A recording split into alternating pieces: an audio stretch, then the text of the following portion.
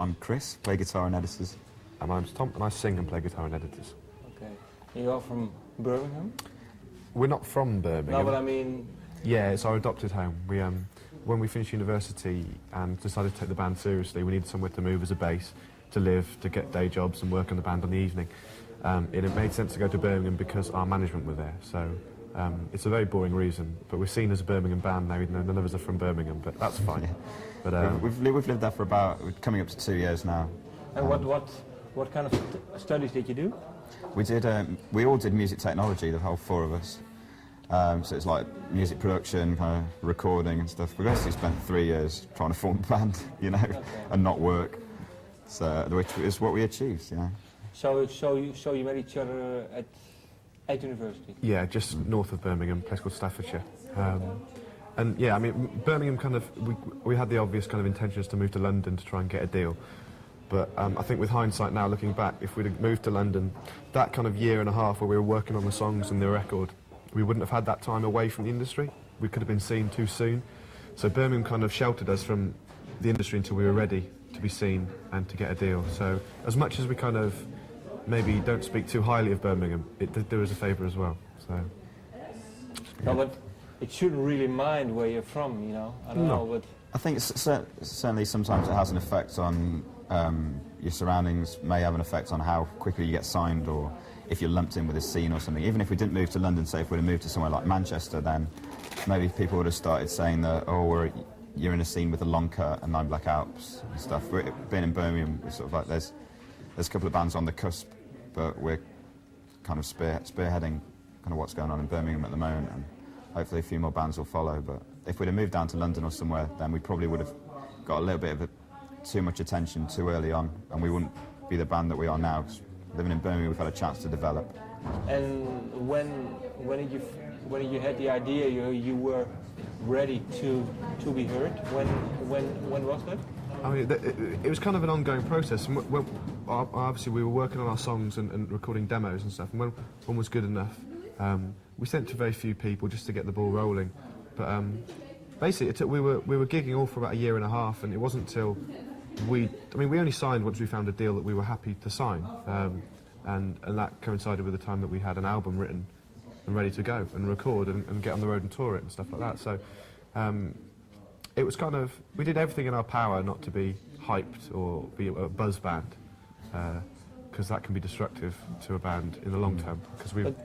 But when did you really had the idea? Well, now we are happy to be heard and maybe to get a deal. When was it? Was there a special occasion, or? You've got to be really patient, I think. I mean, when we first moved down to Birmingham, we sent a demo of our first single in the UK out, and that got a lot of attention at the time. And there was like 30 labels coming to your shows, and then you think, oh, we're ready because all this industry's here and stuff. And I think you just need to sit down and think, have you really got the songs to make an album that you're going to be proud of, and are you really good enough live yet? And I don't know, I think it was kind of a gradual process. I don't think something actually happened which made you click and think, you know, there you go. I mean, there was a time kind of in the middle of last year where we were thinking, what's our debut album going to be? No, we were writing the songs down and trying to figure out if there were enough. And we used to do that constantly, basically. And when there was like 9 or 10, then we were thinking, right, we're ready. Oh, okay. Like, you know, so it was a song that you thought of being good enough for a debut album? Yeah, definitely. I mean, we always had 10, sort of like, and then we always wanted them to be as good as possible. So when we wrote a new one, which we thought was good, then we'd drop one and bring the other one in. So it was like a bit like a league table system, really. And got relegated. And the album, I mean, the songs on this album, when have they been written? Their whole breadth. Some of them are very new. All Sparks was completed about 2 days before we went into the studio, really.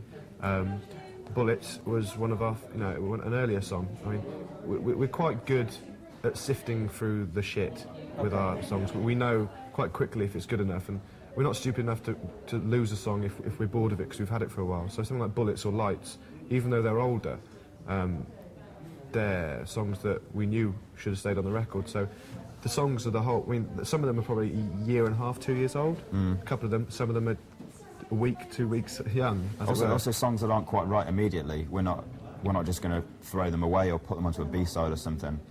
If they're good enough, like as a song or as an entity, if they're not quite there as an entity, then we can take them down, strip them down, and then just start again. And then that's happened quite a lot on the album. Do you write now? Do you write? I mean, the songs you come up with now, are they better normally than they were 3 or 4 years ago? Yeah, definitely. Yeah. I think they're more consistent as well. It's sort of like, because we've all kind of found our niche and we all have a certain style. I think you just become more mature as writers, and you know what you want to achieve from a song usually, and it'll happen very quickly now. And is there one way, or is there a certain way of working for you? The way it's happened so far, the song in its purest form, when I say that I mean the words and the basic chord pattern on an acoustic guitar is written by me in my bedroom pretty much, and then I'll send them out on a mini disc or cassette to the rest of the 3 guys, and they'll all write their own parts, and will have their own ideas or think about the songs, and then we'll come to rehearsal room as a four-piece and try and slot it together to try and make an editor's song and try and make something that we all can vibe off and we're all happy with.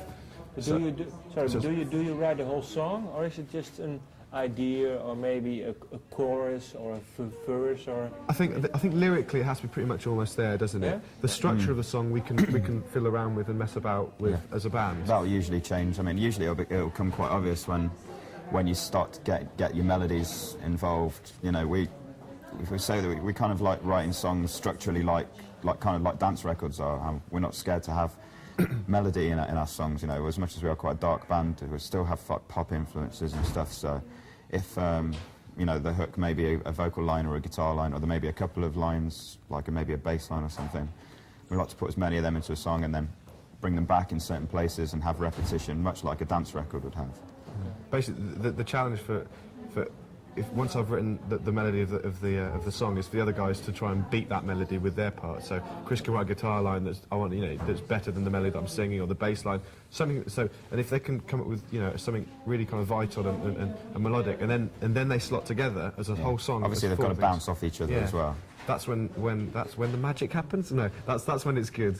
So what I mean, when you write, let's say, a line, it is more melodic than your singing line. Possibly, yeah, sometimes. Do they change then? You say, well, I have to have that line to sing? Or? It's about trying to slot them together. Okay. And melodies will sometimes they come out of nowhere. Sometimes they come out of like just 2 notes of a vocal line. So, and then I'll expand on that. Yeah. But I don't know, I think it's all got to fit in together. You can't have 2 completely different lines that all... I don't know, someone says, you know, your line that's going on in the chorus, if someone says, and I'm singing the vocal line, they are completely different. But they just forget everything I just said. Yeah. It's just, I don't know, it's very apparent if it feels right, no matter how much logic's involved. So, and when we come into the rehearsal room, if it's very quick, very easy, normally that means that the product, the song is, you know, it's pretty much there, and that's when you know, we get a big buzz off of that. That's part of why we're doing it. Okay, and I was wondering, because you are compared, well, people say, and I've read that they compare you a lot, the sound, to Joy Division. What do you think of it? They're a good band. Okay, no, but I mean, what do you think of the comparisons all the time? I think we've been compared to lots of bands. I mean, I think if you strip down the elements of what we do, then I'd say Tom's vocal is low. It's a baritone, so it's going to get compared to Ian Curtis or Paul Banks from Interpol. My guitar's quite spiky, quite metallic. They don't really sound much like guitars, so they're going to get compared to a bit like Will Sargent from the Bunnymen.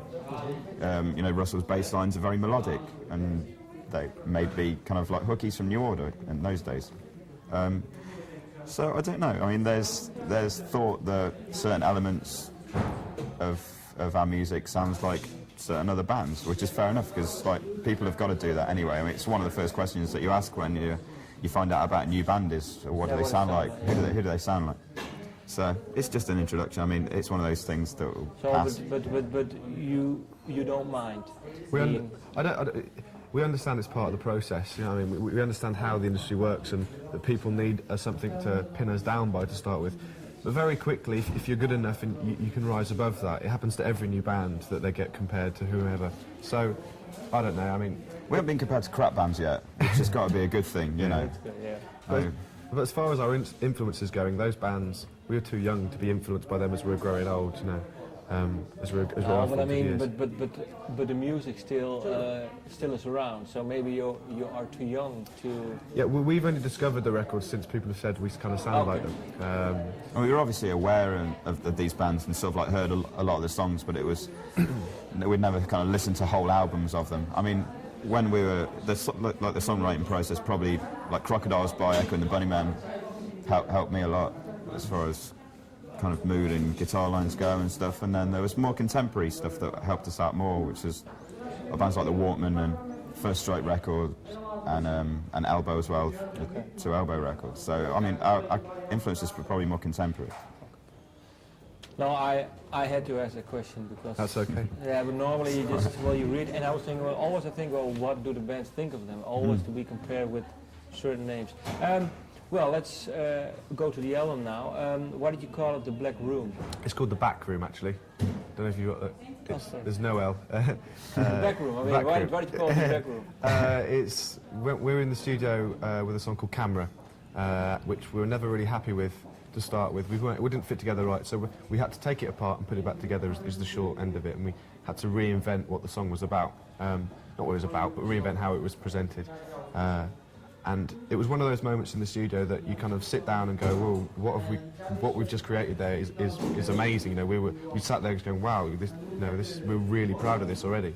So it became more than it ever was. And the Back Room is a lyric taken from that song. Okay. So it just seemed to make sense because of what happened with that song in the studio, how much of an impact it had on us all, to give it a bit more weight, a bit more gravity to it. So we've made it the middle, the centerpiece of the album. I mean, the idea behind the Back Room is some place, as it were, where you can put things that you don't want people to see, be it a feeling, be it something physical. I mean, it's not too literal, sorry. It's quite ambiguous, but the kind of imagery, it suits what we're about. And for the way you're working. Yeah, so, and because of what happened to the song in the studio, it made sense to do that. Okay. Well then, every song, maybe you can tell maybe one line. Want to take it in turns? Yeah. Well, we'll see what happens. Okay. Lights. Lights is a pretty old song, really, but as far as a lot of our old songs have developed and gone into certain paths, that's one that's kind of stayed the same since the start, and nothing's really changed. It's one of those first songs that we did, which really gave us a kind of a bigger impetus live when we were playing it. It was a faster song than we were doing.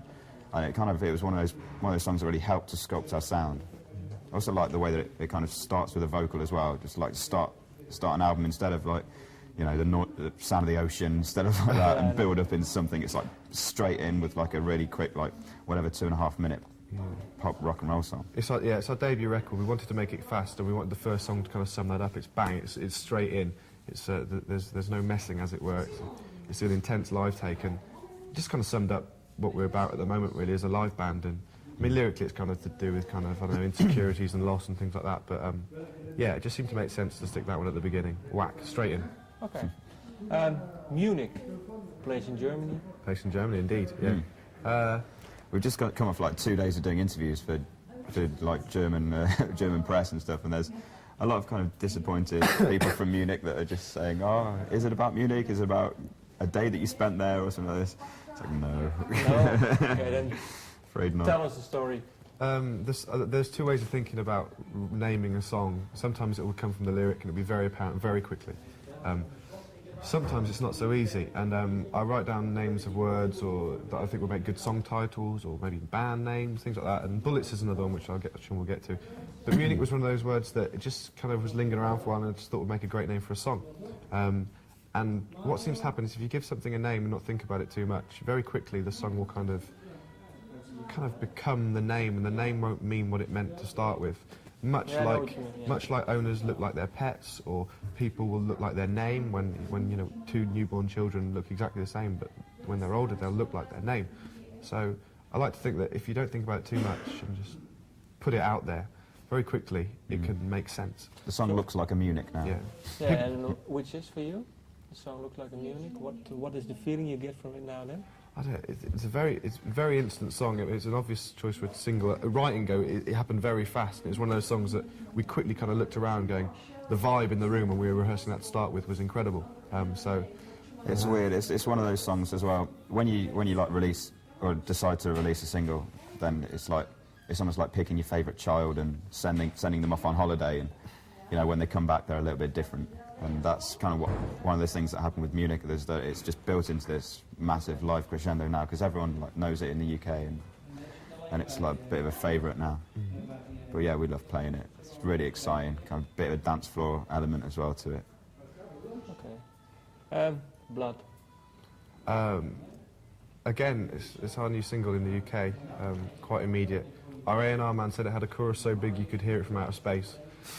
I wouldn't say that myself, but that's what has been said about the chorus to that song. It's typical A&R talk, though. Yeah, we've been using that a few times, just as a joke.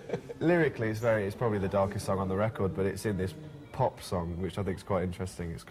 It is very direct, it's very immediate, but it kind of deals with, I don't know, someone that maybe you don't feel too much in common with, or sometimes you meet people, come across people, you have experiences with people, you just can't believe they're human.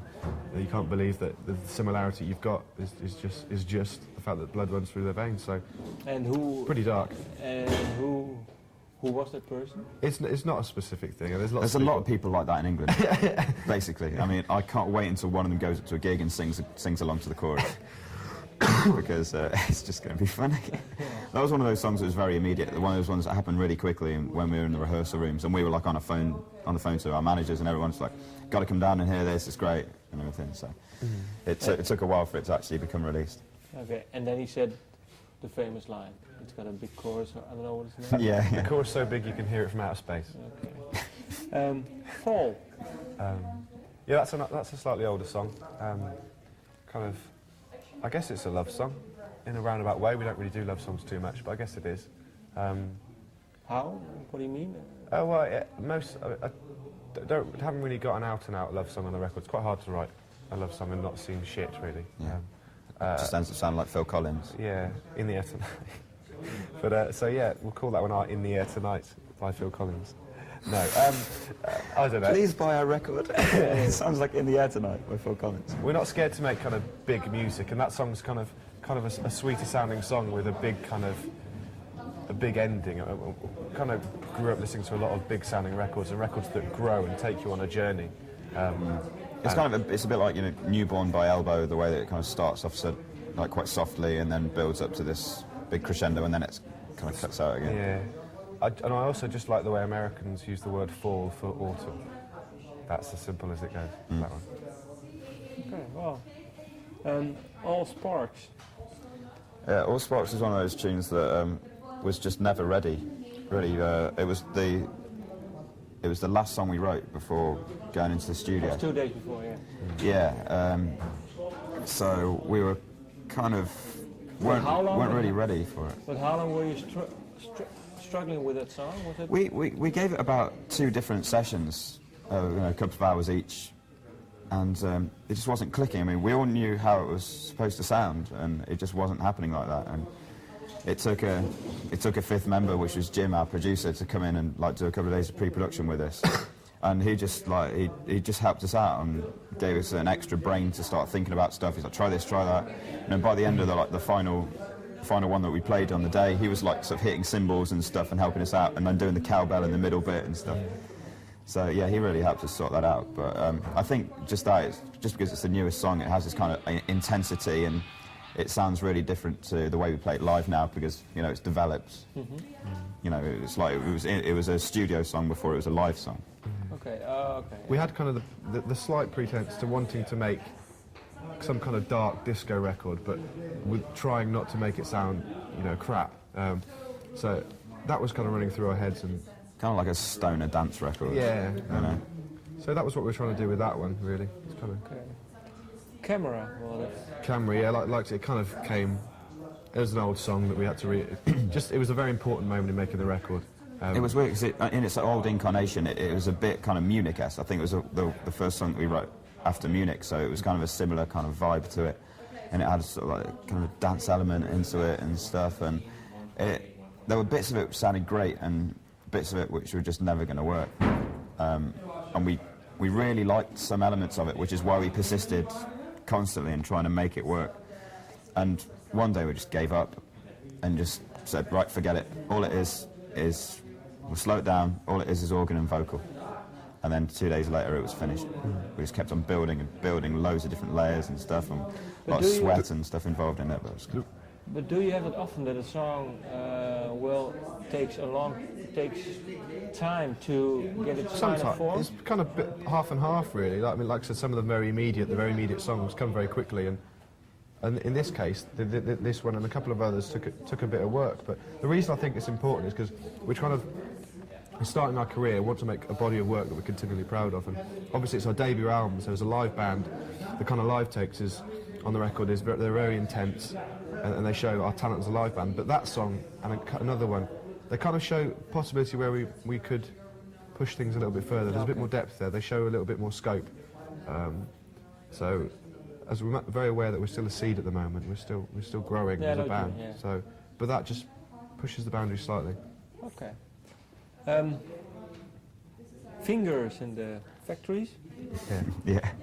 Another kind of funny title. yeah, another kind of in-your-face, kind of slightly dance floor one, but quite dark. It's kind of the lyrics are taken from when I used to work before I went to university. I spent a year working in an injection moulding factory, which is pretty bleak on an industrial estate. And because there comes a point on a Friday afternoon where they all shut at the same time, and everyone piles in their cars, and they all just drive off to the town, which is a small town where I'm from originally, to go out, basically. And there's that kind of feeling on a Friday afternoon after a very boring, mundane factory working week that you can't really put in a bottle. You can't really explain how good that feels on a Friday afternoon to go out with your friends. It's weird because we don't have it anymore, because we're sort of like partying every night instead. And we don't have a mundane job from Monday to Friday and then think, and go out. But I think it was the same when you were, in school. Yeah. So not university, but in school, I think you also had... Definitely. But just that kind of image of people piling out of the factories to go to the small town stuck with me. Pub. Stuck with me. Exactly. And that's where that song came from, really. So it's a bit live. It's a bit of a kind of a calling card now. It's something else when we play it live. The reaction to that song is incredible. How come? Because we usually play it after Munich, and usually after you play, or bands in historically when they play their big single, then there's a little bit of a dip after that. But Fingers is, for whatever reason, one of our best live tracks, just because we just go crazy on it, and the crowd loves it. They're on a high still after Munich, and they're not expecing much. So I don't know. It's just an incredible live buzz that we get from it. I don't know where it came from. It just happened one day where it was just one gig, and it's got a very pounding chorus, and you can just kind of lose it in it, and people like it. Well, it's funny. It's funny to think about it that way. When you say, "Oh, you played a big." I'll try and watch now. Keep an eye on it. I think you do really need to have to see it live to really experience what the song's all about. Okay. It's very, very raw and very stripped down live. Okay. Well, I will do. Bullets? Yeah, first ever single in the UK, kind of, it's perfect kind of introduction. Why is it perfect? Because it's very instant, it's kind of dark sounding. Lyrically it kind of deals with, it's quite optimistic lyrics, to be honest. It's about if you're in a bad situation, whatever, being relationship, job, whatever, that it'll get better. But I don't like that kind of sentiment in its purest form, so I've kind of wrapped it up in kind of a sad sounding song. The guitar riff, the guitar stabs in the verse is very kind of, it's kind of like you were laying ourselves, this is what we're about, this is the sounds that we like. So it was a great record to first release to the public. It's also one of those songs that has really helped us out as a band, because the demo of it was the one that initially got us all of our attention, and then we got to the stage where we wanted to release it, so we re-recorded it, and that was the song that got us attention from the press. Yeah. But is it sometimes hard to re-record songs because sometimes you capture a feeling? Sometimes, yeah. Yeah, definitely. Well, I think if we were to release it again, then I think we were thinking about re-recording it again, just seeing what happens. Just because it's exciting, Yeah. No, because sometimes it works and sometimes it doesn't really. Yeah, definitely. We think it does capture a moment, but again we've progressed now, and maybe if we record it again, it'll capture another moment. We'll see. Just pictures. Yeah. Someone says, The chorus, whenever I hear the chorus that someone says, I think of people, it's our summer record. Not that we have a summer record, we repeat that. I think of people having barbecues for some reason. It's the most pop song, I think. It's the most kind of like pop song. chorus. It's a barbecue song. Barbecue song, yeah. I don't know why. There's some, it's what we're talking about, melodies, kind of battling melodies. In the chorus there's like a vocal melody and a guitar melody that are completely different, but they just slot together and they just work. And there's a backing vocal melody in there as well. Yeah, so we just tried to put as many melodies into a song as we could. It should be a single. Yeah. And, I don't know. I've always liked it in a way that I don't really feel in the other songs. In the fact that I don't really see it, for whatever reason, I don't really see it as one of ours. It seems like I like it how I would like another person's song instead of I like it how I would like Munich or something like that. It seems almost throwaway, but in the best possible way. Like songs are quite poppy, and there it is. It feels like that, but in a really good way. I don't know why. I think it's very basic. I think, and a lot of our stuff is much more complex, and it is what it is. It's like a great pop song, and you know, take it or leave it kind of pop song. Okay. Open Your Arms. Yeah, that's usually our set closer. It's what we end our sets on. It's got a big ending, and sort of like I always like at the end of a gig, just before we play that, because we usually do Munich, then Fingers, and then Open Your Arms. So after those two, we can kind of like take a little deep breath and just relax and sort of like have the 3 minutes where the song is kind of building, and then we're ready to go again, and then sort of like big crescendo, and then off, and then lights out and can go. You know. Yeah. Is it a new or an old song? Kind of not that old. Middling. Just in the middle, yeah. It's something that annoys me is the kind of not in my backyard kind of attitude of some people, and that was just the only thought that went into the lyrics there. And the song itself is like it is like the band are just breathing before something else starts, and I don't know. It captures a mood. It's very intense. And it's, again, one of the bigger ones that shows a little bit more scope than the immediate kind of like pop the song. camera. Yeah, similar in a way, yeah. Definitely. Okay, then we come to the album Closer, Distance. Yeah, I mean, obviously, because Open Your Arms was like our live set closer, we kind of, when people are playing live, you know, the crowd will just applaud and sort of have a good time, then have a drink and sort of like chill out and then go home. So we wanted like a come down on the record, and the come down is Distance. So it's sort of like they merge